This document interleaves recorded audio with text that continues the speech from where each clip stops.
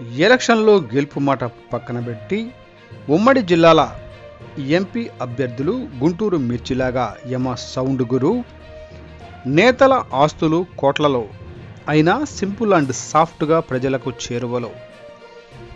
గుంటూరు పల్నాడు జిల్లాలో లోక్సభకు పోటీ చేసే అభ్యర్థులు ఒకరికొకరు వ్యాపారపరంగా పోటీపడుతున్నారు. అసెంబ్లీ అభ్యర్థులను మించి ఆస్తులు ఇక గుంటూరులో ఇద్దరు కోటీశ్వరుల మధ్య పోటీ నువ్వా నేనా అన్నట్లుగా ఉంది. కోట్లకు వారసులు అయిన ఎంపీ అభ్యర్థులు వైసీపీ తరపున గుంటూరు లోక్సభకు పోటీ చేస్తున్న పొన్నూరు ఎమ్మెల్యే కిలారు రోసయ్యకు 81 కోట్లు ఆస్తి ఉండగా 15 కోట్లు విలువైన అప్పులు ఉన్నాయి.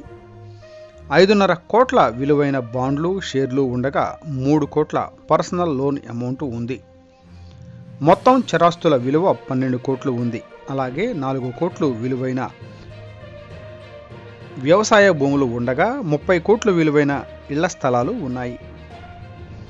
గుంటూరులో థియేటర్లు, గోదాములు, దుకాణాలు అన్నీ కలిపి కమర్షియల్ బిల్డింగ్ల ఆస్తి విలువ మరో 26 కోట్లు ఉంది. గుంటూరులో ఉన్న ఇళ్ల విలువ మరో 8 కోట్లు ఉంటుంది.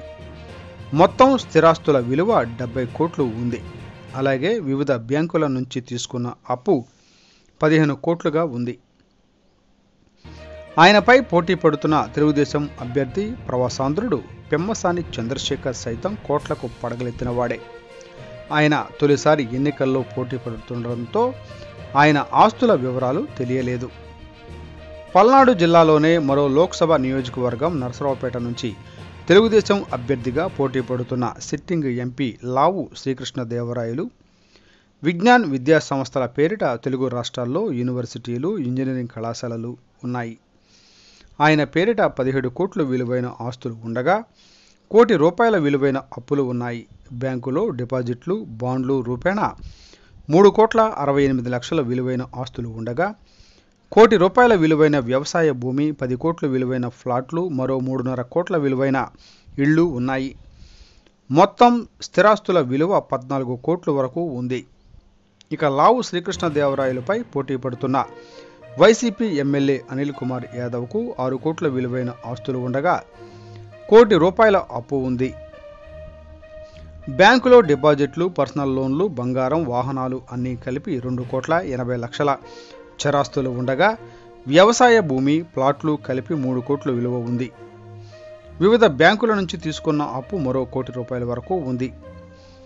ఎలక్షన్ టైం దగ్గర పడుతున్న సమయం, ఓటర్లకు వీరు వరాలు జల్లులు కురిపిస్తారు అని ప్రజలు నోట వినిపిస్తున్న మాటలు. ఏది ఏమైనా చదువుకున్న విద్యావేత్తలు పోటీకి దిగటంపై వారి ప్రాంతాల్లో అభివృద్ధి వేగవంతంగా ఉంటుంది అని రాజకీయ విశ్లేషకులు అభిప్రాయపడుతున్నారు.